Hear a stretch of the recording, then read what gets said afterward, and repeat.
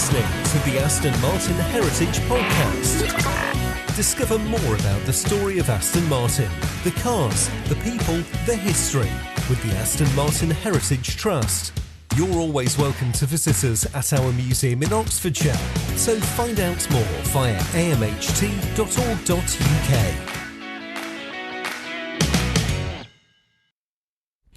Hello and thank you for tuning in to episode 11 of the Aston Martin Heritage Podcast. I'm Garry Taylor and I hope you are well and in good spirits. Spirits will be the appropriate word for this podcast, as you will hear later on.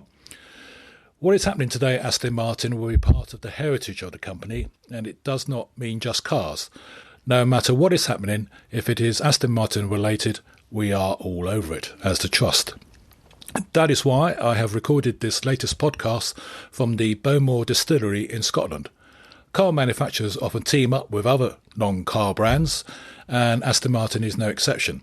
Now, some of these liaisons come and go for several reasons, but Bowmore and Aston Martin seem to have developed a very good working relationship, which serves each other and their customers very well indeed.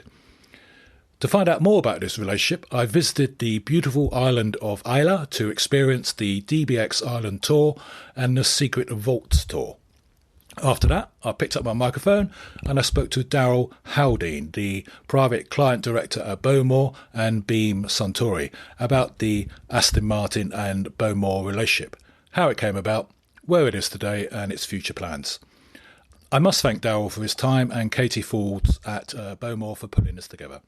So grab a glass, settle into your favourite chair, and I hope you get to enjoy what's coming next.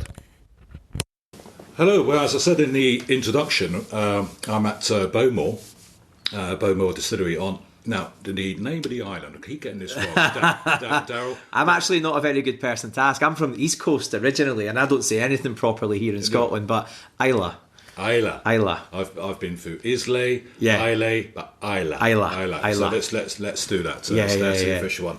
So Daryl, who is the king of getting the names correct. Daryl, who are you? What are you? My name is Daryl Haldane. I'm the private client director here at Bowmore. So I've got the pleasure of helping collectors and drinkers around the world, find the whiskies that they're looking for ultimately. Yeah.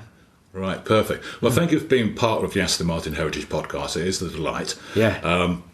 I was here yesterday and had a most marvellous experience, but I'll come on to that later. Now, part of the reason I'm here is that we record the history of Aston Martin, the heritage of Aston Martin, and Aston Martin have had a number of partnerships over the years, like car manufacturers do. And they come and go, but the one with Bowmore seems to have got traction, seen to a stage. So, could I ask you just give me some background, give the listeners some background to the history of Bowmore? Yeah. We were introduced to Aston Martin probably back in 2017, and immediately we found that there were a lot of things that Aston Martin did that we do in a similar way here at Bowmore. And there was one particular thing that kind of kicked off the conversations and really got the ideas flowing. And I've worked in lots of different partnerships over the years, and sometimes when you feel like you're dragging the partner to the table, it's never a good start. And it does tend to fizzle out a little bit, and I'm always wary of that at the start of partnerships. But the guys from our side was a guy John Lomas and Scott Milne who were really leading the charge from a Bowmore point of view. We're just amazed at the reaction from the Aston Martin guys, especially when we started to talk about some of the ideas that could happen. And the first idea really was, could we do something to help Aston Martin celebrate the 60th anniversary of the DB5? Certainly iconic car. Yeah, I mean, as a person who doesn't know as much about cars as yourself, it's the first Aston Martin I think I've seen as a child, and it's one that immediately you see the silhouette, you know what it is, right? Yeah. And we actually had a very fortunate event where we found 30 plus bottles of Black Bowmore that had been stored away in old sample bottles. And Black Bowmore was released by Bowmore in 1993. It was distilled in 1964. And it goes down as one of the iconic whiskey releases and it felt fitting actually that as we were having this conversation with Aston, that if we were going to do anything to celebrate a car as iconic as the DB5, it would need to be something that from Bowmore held similar status. So the DB5 Black Bowmore release was born, and that was the first collaborative efforts by Aston and Bowmore, and it was released in 2019, and it was a pretty special release. Yeah, I find it fascinating that you do hear this. He said, "You found these bottles." Yeah, this happens still, doesn't it? It does. There is always an air of cynicism when you say that. We stumbled across this old stock. It sounds very romantic, doesn't it? Yes. Yeah, and the funny thing is, I can actually your stock control was rubbish then. Isn't it? Well, basically, yeah. But I think like car businesses, what happens is over the years is you end up with different owners and people come and go, and things like that don't normally belong to like one person. So this actually happened. So there were boxes in an old cupboard right at the back, unmarked, and the bottles were in the old style Bowmore glass, which used to have seagulls on it, and these were laser etched into the glass. So we knew they were from a certain period of time. They were dark. The black Bowmores are almost like Coca-Cola in colour. They are rich, dark, laden with sherry influence. They're amazing. So we knew that it was a release, an old release. We knew it was from a certain period of time. And then obviously we get the whiskey makers involved. And once they start nosing it and start testing it and things like that, they can then start to say, right, wow, this is Black Bowmore, 3rd edition, 31-year-old. And that was bottled in 1994. So incredible story, brilliant connection back to kind of Bowmore's past, especially when you talk about really iconic bottlings, that's right up there. And for that partnership, it just made absolute sense. So that was it. That was the start of it. And from there, we've now done a number of projects with Aston, and it's been a blast. It's been brilliant. Yeah. So you approached Aston Martin first of all. That's right. And they embraced the idea. Yeah, they were enthusiastic. They were open to it. Yeah, and they were enthusiastic. And then the more conversations we have, the more we realise, look, there is something here. Yeah, and there's a lot of synergies between the brands. Yeah. Right. So synergies. Yeah. Let's talk about that. Yeah.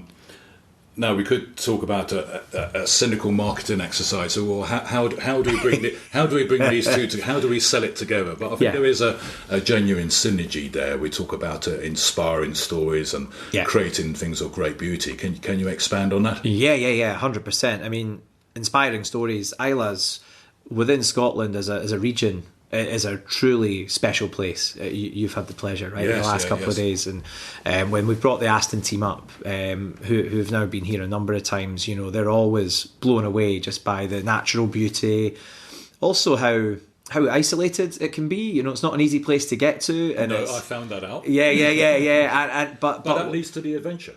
Yeah, well, that's right. So there is a sense of adventure, right? And you talk about beauty. Beauty is so important, and it comes in lots of shapes and sizes and forms, and that again is something where we're really inspired by that. I know Aston are massively, and you see that through the beautiful cars that they produce. And then I think there's a craft to this as well. I've been down to Gaydon now a couple of times, and I think the first time I went down, I was really surprised at how nice the experience was going around. In my head, when I went there, you go around a car factory, where cars are assembled and put together, you would think it would be quite noisy, quite clunky, lots of automated elements to it. Soulless. Yeah. It's a factory. It is, yeah, but I loved Gaydon. I couldn't believe just how many people were there, how hands-on it is. When did you go? The last time I was there was in May. Oh, have you been there since? No, it was before. No. When did the refurb start? Well, I was about to say actually, because the week before the refit. Yeah. Okay, because the AMHT, I was there last week, which is for the listener listening to this sometime next year. This was in mid-October, and we had the Gaydon Open Day. Yeah. And the refit in the Gaydon facility. Yeah. And it's in phase 1, phase 2 was lovely. Yeah. It did look very nice. So I think you just missed it. I've just missed it. Well, they were moving cars out. of the main auditorium. Yeah. There was 4 cars in there, and when I went in for my meeting, there was 4 there. When I came out of my meeting, there was no cars in there. So it was literally as it was happening. Yeah. It was incredible. But I think what's amazing there is the craft, the element of craft. There's a huge amount of intentionality about what Aston Martin do, and that's the same here at Bowmore. You got to go around the distillery yesterday, and 8 distilleries in Scotland operate with the floor maltings. There's 140 malt whisky distilleries in Scotland, and only 8 of them hand turn their barley in the preparation of whisky. So, for us, that element of craft and intentionality is really important. And then every step of the process after that is just very slow and deliberate. So I think it's really important that we have those traits within Bowmore, and we see those firsthand. When you do head down to Gaydon, yeah. So you can see the element of craft, the slowness of getting it right. Yeah, you can see the link between the Bowmore and Gaydon there. Yeah. I think you need to go back there, of course. I will. Yeah. Well, I think you'll have an open invitation. Yeah. I have to kick the door through. Is it?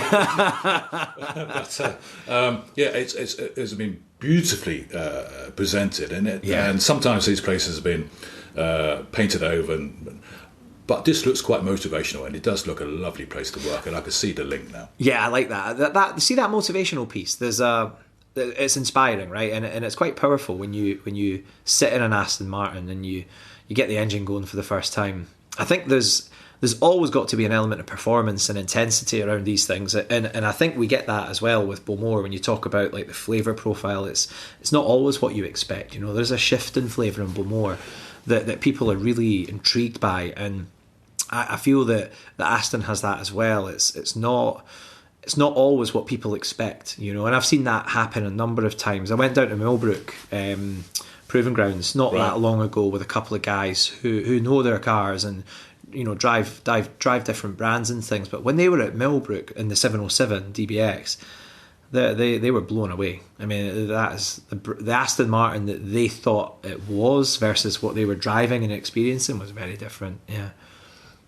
I've noticed something you said a moment ago. It said that you start your Aston Martin for the first time. Yeah. Can I say, and that's a moment. Yeah. If you're new to Aston Martin, or you bought yourself another Aston Martin, whether it's a pre-owned or a new car. Yeah. I can imagine the same sense, and I do like a whiskey. My girlfriend say more than I should. Yeah. I'm still upright. I'm okay. Yeah. Is uncorking that bottle. Yeah. That it's the event, isn't it? Yeah. Don't you think it's the you've taken the bottle out of the box, which is in most cases in your products are very nice boxes. Starting the engine or uncorking it first of all. That's the event, isn't it? Yeah, I think so, because it's multi-sensory. It's the sound. When you open that cork and you lift the cork to your nose and just have a little whiff of whatever bottle it is, I mean that's a pretty special moment. And then even the sound when you're pouring it, the little chink on the glass when you catch the neck just off the tip of the glass, all of those little moments are really special, and they're even more special if someone's really gone out of their way to discover that. And that might be through learning, it might be through travelling to get there. All of those little things matter in anticipation of something that's, really special and important to you. So, yeah, it is quite similar. And my experience of sitting in an Aston Martin for the first time and getting that engine going isn't something you forget, and I think a lot of people that are enjoying, whether it's a Master Selection with Bowmore and Aston or an ARC 52, I mean, those are pretty powerful moments. Yeah. I thought it was a pretty powerful moment for me yesterday was at the end of the tour yesterday, going down into the secret vaults. Now, I don't tend to drink during the day.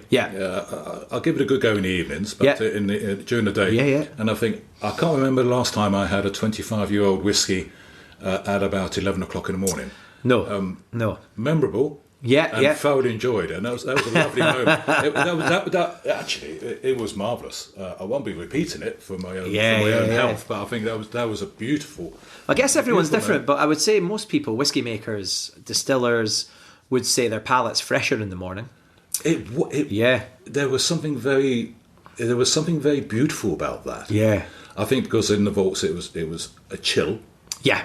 I had the honour of taking there is probably a phrase. Avalanche. Getting the whiskey out, pour it into the glass. Again, it was all the event, the theatre, and the smelling of it, and it was a totally different experience to sit in your armchair on a weekend evening. It's that classic case of, when you go on holiday and you have a wine in Tuscany and you say it always tastes better there, when you're in the restaurant and it's been poured by a charming waiter or waitress and it's great, and then you come home with that bottle and you drink it and go, oh, it's actually not that great. Well, one of the things that is true, and you don't really know why that is, and so often it's because of where you are, but one of the things that is true is that whiskey does taste very different in a warehouse as it does to in a bar or at home. The ambient temperature in that warehouse at the moment is probably sitting at about 7 or 8 degrees. Yeah, that's right. So when you're drawing that out, that whiskey is that temperature, and it's cold, and it's very viscous, and it feels very different on your palate, and obviously you're surrounded by these aromas from the old vaults. The vaults warehouses number one are the oldest buildings in Scotch. So, these date back a long, long old time. Some of the first buildings that Bowmore put into the distillery, and they're open soil floors, casks that are racked sort of 3 high. So it's a old school dunnage warehouse is what it is, and they have a very distinct aroma. Almost quite soily, damp floors, open floors, very thick walls. And they've been there for hundreds of years, right? So it's a very special environment, and for a lot of people, it's a real pilgrimage, to go into that space and taste those whiskies. Right. Yes, you're right. You are in a special place. So much history, and you're there. Yeah. Yes, I get that. I get that. That was tremendous.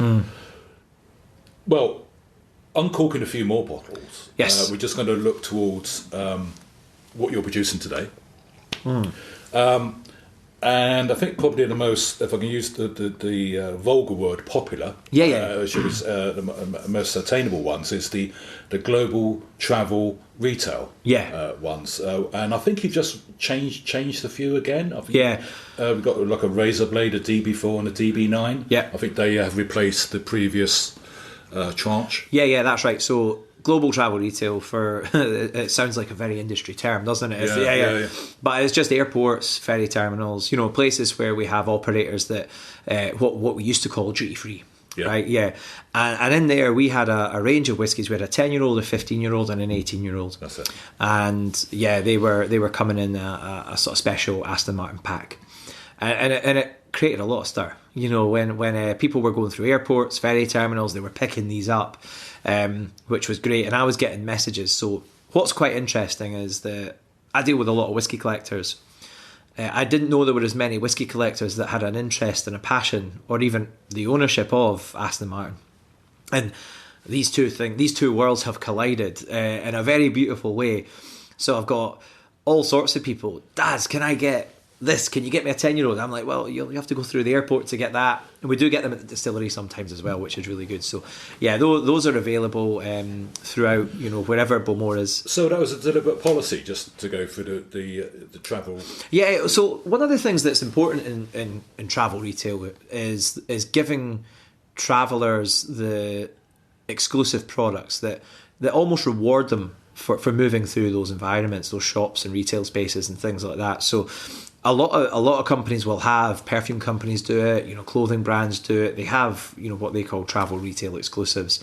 And that's exactly what these packs are. They're only available in travel retail or at the distillery shop itself. That's it. You don't see them in the high street stores. You don't see them in the online retailers and things like that.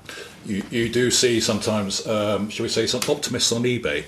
Aye, yes. You will. Yeah. I mean, there are people who do buy things to speculate and to turn a quick quid. For most people, that's just a bit of fun. Yeah. We don't like to focus on what we call investors so much, because it's not about enjoying product. It's not about sharing stories, and the drinkers and collectors.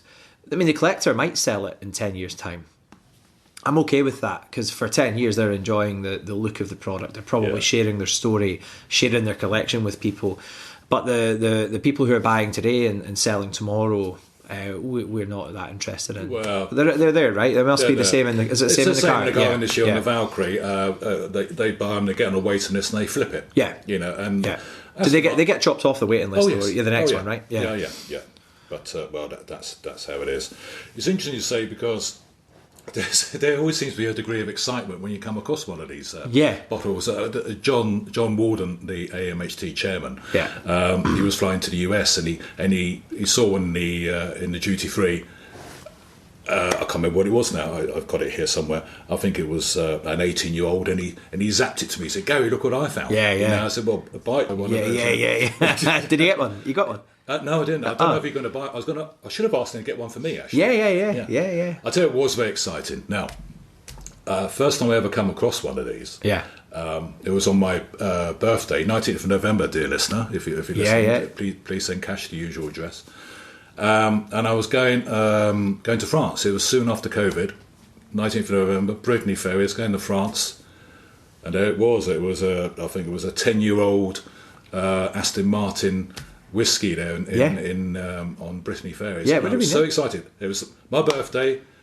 I was going away on holiday, and there's the bottle, so I had to have it. Yeah. All came together. It's so exciting when you find these. Yeah, it is. And I get sent pictures all the time, from people who are travelling around the world who do see these bottles, and it's their reward for travelling. That product, the sort of, that collaboration in travel retail will evolve and shift, but it's been brilliant, and what's been cool is the storytelling, like you say, that the cars that are on there, people love to see those, and they're very visual. The problem is they don't stay on shelves for very long. No, that's the issue. We've found that they've been selling through very quickly, so that when we actually go through the airports, the Bowmore shelf is quite often empty, or that's not ideal. But the success there is the power of the collaboration. Well, you say the stories. I mean, in the current global travel retail collection, if you like, you haven't just cynically put a car on the cover. Put a whiskey inside. There does seem to be some sort of connection between the cars. Like ones I'm seeing at the moment, we've got the 1923 Razor Blade, which is a 10-year-old dark and intense, and it gives the reason why that whiskey is there. I particularly like the 1958, I think it's a DB4, and it's a 15-year-old malt, golden and elegant, and it said with the tasting with an Italian twist. I get it.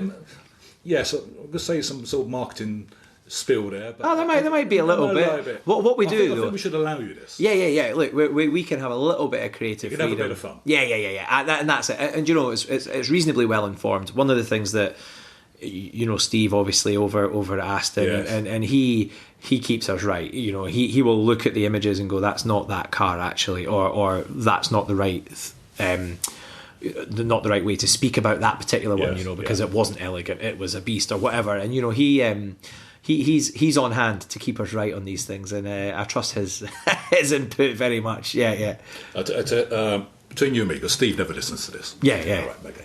If you want to wind him up, you want to wind Steve up, if you refer to any pre-war car as an Ulster.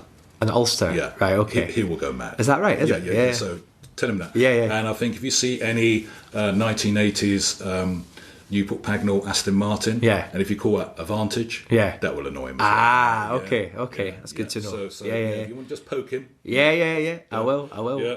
Then run. Then run. Yeah, I was in Newport Pagnell just a couple of weeks ago. I was down for an 80th actually in Stoke Goldington, which is next door, and I had the DBX with me, so I took that for a little spin and a little drive by Newport Pagnell, which was quite cool. Yeah. It's a bit of a spiritual home, isn't it, for Aston? It's quite a special place. It's got a lot of resonance there. Yeah, it's very good. So that's the global travel. You're not stopping there. You have the Masters collection. Yeah, so there's a few products since the DB5, and then you've obviously got the travel retail collection. Two that are great. I think they're great for two reasons. One is the collaborative nature of them, and one particularly is much more about Aston really taking control of the design elements of Bowmore, which is really It makes everyone very uncomfortable here at Bowmore, because it's, well, you just don't know what's going to come back, right? Yeah. How wild is it going to be? How different is it going to be? And what do Aston Martin know about whiskey? Well, that's right. Yeah. They know more. They know more now, for sure. I mean, they've been up here now a few times, and I love that, because on the Masters Selection, we're in our third edition, a 22-year-old's just come out. It was very much about Marek and Ron coming up with some great ideas and looking at areas of inspiration. So one of the editions was based on the golden ratio, and how could we apply the golden ratio to like whiskey making, by using certain percentages of different products and things, and trying to achieve balance and things. And then also just about, bringing the Aston team along on this sort of nosing and tasting journey as well, so that they have an input and an opinion on that, because they are masters of and real experts of style and taste and flavour and things like that, but obviously just from a very different world. So that's kind of what the Masters Selection is all about. It's about bringing together the people who are right at the helm of what we do and what Aston do, and allowing them to kind of come up with some ideas and create something. And it's a bit carte blanche, to be honest, so they can go a wee bit wild. More focused on the whiskies. The packaging it's a beautiful pack, and it does carry the Aston logo alongside the Bowmore logo, but it's more similar to our kind of our core identity than the Arc 52 is. The Arc 52, yes, I was going to come on to that, which is incredible. So that was very much hands over to Aston to say, look, what would you do differently? If you could design anything in whiskey, what would it be? And they were really they took the route of the dynamics of a vehicle and looking to apply that to a vessel that would beautifully hold some sensational whiskies. And Arc 52 was exactly that. So different from anything that we've seen. Why is it called Arc? Arc. So Arc is it's interesting. Arc is we've got the Bowmore Arc. The way that Bowmore is written is always in this curve, right? And they've used that definitely as inspiration for the bottling, which is quite cool. And then they've also used the aerodynamics and the way that air moves over the car, and you've got dynamics and flows and all these different things that they've used. So the Arc 52 was the first of a collection. Probably 4 bottlings within that collection, and it was launched at the end of last year. And Arc 54, which will be the next release, will come out into the kind of middle towards the end of next year. Yeah. I know it's a vulgar to talk an Englishman, I'm sure a Scotsman as well, to talk about money. Yeah. How much was the Arc 52? Yeah, the Arc 52, so 65k in pounds, was the price for the Arc 52. So it's a 1968 vintage. Now the 60s were deemed to be the best, if you like. Yeah, the 60s is a real incredible decade, a golden period of whiskey making. There was a few things going on in Scotland at that time. A lot of investment going into distilleries at that time. There was distilleries built for the first time in the 1960s, and that hadn't really happened since the kind of late 1800s. So the 60s, the thought was that Scotch was going to be booming in the 1970s and into the 1980s, and blending Johnny Walkers, Teachers, Famous Grouses, these were the big whiskies of the day. Back then in the 60s, malt whiskey was not sold really as malt whiskey. Malt whiskies were created to supply to the blenders, and the blenders would sell blended Scotch all over the world. And a lot of investment, like I say, was going in the 60s because the sales guys had promised brilliant performance for the next 2 decades. So lots of things were going on. There was changes at distilleries and things like that. But at Bowmore, it's fascinating because it just seems that the way that we were doing things in the 1960s just seemed to create whiskies that seemed to age fantastically well. And they've really stood the test of time fabulously, and it's unusual for islands specifically to have whiskies of that age. On the islands, you don't have as much storage. The islands were not in as much demand. They were almost used more like secret sauce in the blends, so they were used in smaller amounts to bring bolder flavours or different fruity characters to the blends. So Bowmore somehow was able to hold on to some of these whiskies, let them mature on, 10, 20, 30 years down the line, people were tasting them going, wow, okay, these are quite special whiskies. And lo and behold, the 1960s is the decade where most people, when they first tasted these, went, wow, that's amazing. So we've done a number of 60s vintages. We just did one actually in a special auction, Distillers 1 of 1, last week, which was a 62. Arc 52 is a 1968 vintage. Black Bowmores were 1964.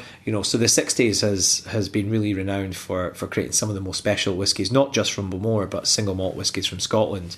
From this distillery are right up there with the very best in the industry. Yeah, I noticed on the website, unless I read it wrong, was there a spin-off of the Arc 52, the Mokum? Is that right? There was. Yeah. So, well, this is fascinating. So, Mikumi. Yeah. Mikumi Gane is a Japanese metalwork technique, and what you end up with is this almost layered effect. So we did a 1 of 1. Mikumi edition Arc 52. That's it. And again, working with the team at Aston, to come up with a beautiful finish that would really make it special and different. The whiskey was slightly different as well, and we auctioned that in May this year through Sotheby's, and that bottle achieved 250k at auction, right, which was fantastic. So we were very, very happy with that, and all those proceeds they go to a local charity here on Islay, which is fabulous. Oh, lovely. Yeah. So again, it's about being inspired by what Aston does is creates things that are incredibly beautiful, and we were massively inspired by that, and that Mikumi edition was like an Arc 52 plus, and it was just so stunning. And when you saw pictures don't always do these things justice. When you see these things in the flesh, you're really blown away by them. And that Mikumi, I just couldn't believe how beautiful it was. When I got my hands on it finally. Yeah. Oh, touching it must have been staggering. Yeah. So Aston Martin, it works both ways, but they seem to have raised your game, if you like. Yeah. Oh, no doubt. Yeah. They've pushed us in directions that there's no way that we would have the creativity to go in. And I think the appeal and the access also to, like I said, the number of Aston Martin owners and collectors that I've met, who have been introduced to Bowmore for the first time has really surprised me, because it's not always the case. Yeah, like you said, I don't know how many partners Aston's had over the years, but I'm sure there's been plenty. Yeah. Some have come and gone, yes, and others may have stayed for a period of time. But I feel that the Bowmore and Aston one is one that people have understood and really got to explore the various facets that sit within it. The design elements are fabulous, really fun, but also stunning and beautiful. But then there's also under the bonnet, the key elements of craft and the way that you do things is really important, and I think people have really, really understood that. And then just that little sense of inspiration, like the travel retail exclusives, people who don't know either of us particularly well think it's just a cool thing and really want to explore it and want to find out more, and for a lot of people that's the start of their journey into Aston perhaps, and also into Bowmore. As you say, it does seem to be a long-term relationship, and people I do think do get the relationship between Bowmore and Aston Martin. So many have come and gone, and all car manufacturers, all car brands do this thing, and some people line up and you think, well, really, how does that link into things? But this one does seem to have got some traction, which is great. So with that sort of traction, if you like, this year, we're towards the end of 23, 24, you're expanding the experience, the Aston Martin and the Bowmore experience. And I think we got the Secret Vaults and the DBX experience coming next year. It's we've kind of been trialling it this year. I mean, you got a snapshot. I had a taste of it yesterday, and I think... taste of it, pun intended. Yeah, literally, The DBX is brilliant. So there was... Again, it shows you the power of the relationship and where we're at with the relationship. There's a Bowmore edition DBX here at the distillery that we use to look after guests, and it's a great way to see Islay, and you got the benefit of that. I don't think a DB12 or anything like that would be very suitable for the roads. Yeah. No, well, no, I think you're all right.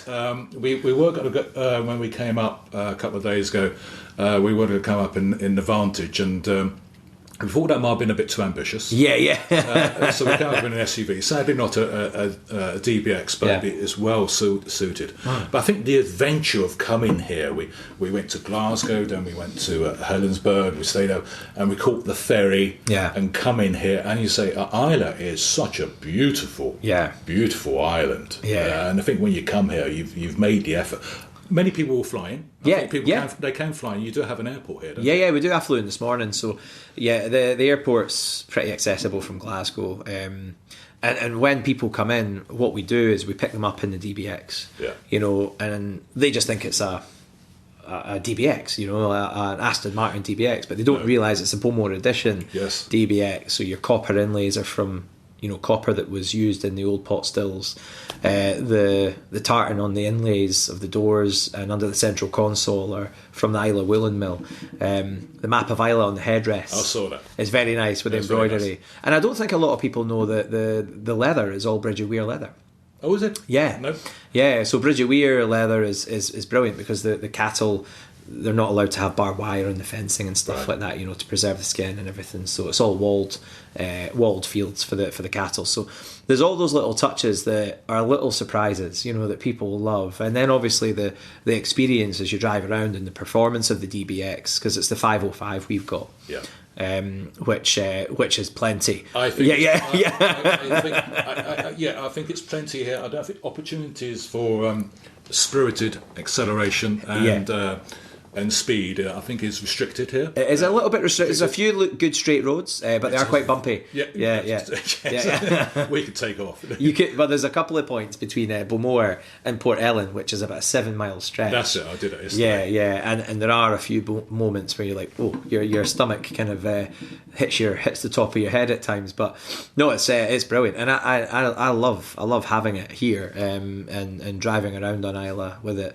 And I didn't realise that Bowmore Blue is a colour that's an option. Is it? They're on the colour palette. Yeah, and it's that lovely light blue. Yes, very pretty, and actually very similar to the sort of colour of the sky when the sun's out. So yeah, it's that's brilliant, and that experience, and then going back to the distillery, and after your drive, going in and having a sample within Bowmore is a great way to end it. So yeah, that experience is something we're going to bring to life more next year, and who knows, one of the things that I'm asking for, I would like a 707 Bowmore edition. That would be quite fun. I think sure, yeah, I'm asking. I don't know if we'll get it, but well, if Marek is listening to this, or Steve Boddingham, thinking, I think once they switch this off, they'll run to marketing. I think we need to get them a 707. Yeah, exactly. And then I can take the 505 back to the mainland.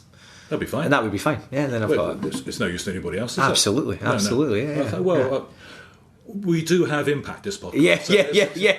And so this is not about the podcast. It's not about Bowmore and Aston Martin. It's about me getting my hands on a 505, basically. It is. And if that happens, Darryl, remember me. I will, sir. Yes, absolutely. Yeah. You've got a free driver in Edinburgh anytime you want. Yeah. Perfect. Well, I say the DBX tour of the island, and I also included in that is the tour of the distillery, and the secret vaults, and it was fascinating. It was brilliant. Yeah. And Margaret, who took us round yesterday, she's a star. Well, I mean, so Margaret's worked here for a number of years now.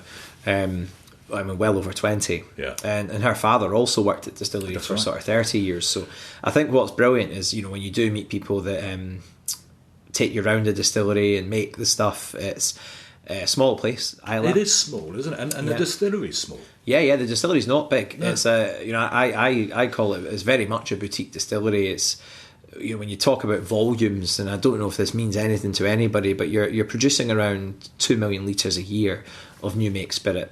That's what then goes into casks, and after 3 years it becomes whiskey. That's a small distillery. There's a lot of distilleries that are way over 15 million litres a year in single malt whiskey, and Bowmore is not a big distillery at all. No, it's not. So hopefully visitors will come here. They'll have the experience, the vaults tour. Where can they stay? We're in the hotel at the moment, which is very, very near the distillery. But we've got some cottages. So we've got the cottages here at Bowmore, 6 cottages, I think, 5 or 6. And they're all basically kind of distillery themed in one way or another. They're quite legendary. There's been a few good parties in these cottages over the years. There's also the Macrae. That's another podcast. We'll do one. Exactly. A very select few can listen to that one, I suspect. Yeah, beyond a paywall. Exactly. But there's the Macrae, which is in the middle of the island next to the airport. It's got a great golf course. It's very beautiful. In fact, there was a Aston Martin rally, vintage rally that came up here about a month ago. Okay. And there was when I was over there last, there was a broken down DB6 in the front of the hotel there, which had to be left behind, and I guess somebody was going to come and collect it or repair it. It was the Austrian one, but beautiful car. Yeah, stunning interior, like this really deep green leather interior, beautiful car. But yeah, the Macrae's there, and it's the nicest hotel on the island in terms of your sort of services and staff, and great restaurant, really nice restaurant, beautiful views as well. Yeah. And we spoke about the various walks that you do. What's the future plans? Where are you going for 2024 and beyond? Yeah, I mean, the partnership's been great, and it's definitely something that we'll continue on with. Like I said earlier, Arc 52 we'll move up to an Arc 54, and what happened to 53? Give us a couple of years to play with and come up with something equally impressive visually. Okay. So the team are working on that at the moment, and from the sketches and the drawings and things like that I've seen, it does look very, very cool. A slightly different shape, maybe a more aggressive looking shape than Arc 52. Looks a bit more dynamic, I would say, which is great. Master Selection, we've just launched the 3rd one within the Master Selection series, so we'll see how that one evolves, but I'm excited by that. And this experience, we really want to bring to life Aston here on Islay, and obviously finish that off with some pretty exclusive whiskies that you can only get when you do that experience. So yeah, it's going to be an interesting couple of years, and I'm buzzing, and I'm hoping that I can get back down to Gaydon as well and go and see the refurbished sort of elements that have been going on down there, because you were saying earlier it's looking pretty good. It's looking pretty good. And while you're down there, you pick up your 707. There we go. Deal. Yeah. That's the deal. So just to wind up, if people want to find out more about Bowmore, where can they go? How can they sign up? Yeah, have a look at the website. It's www.bowmore.com. Have a look at our Instagram channels as well. There's always information about like our new products and things coming through there, and also the collaboration bottles too. They're up there as well, so you can have a look and just see what's going on. That's it. I mean, and if you're on Islay, or you're sort of passing through, stop by, come and say hello to the team. Yes. But I do recommend booking a tour, especially if you're thinking about doing the experience, the DBX experience. You need to book that in advance, so that we can make sure the car is here and ready for you. Yeah. Darryl, thank you so much. My pleasure. It's been a pleasure, and the next time I see you, hopefully be in a 707, and you'll be able to provide me with a thank you of some sort. Absolutely. No, that would be my pleasure. No, thanks for having us, and thanks for taking the time to come over to Islay. It's been a delight. Yeah. Darryl, thank you very much. Pleasure. No worries. Thank you.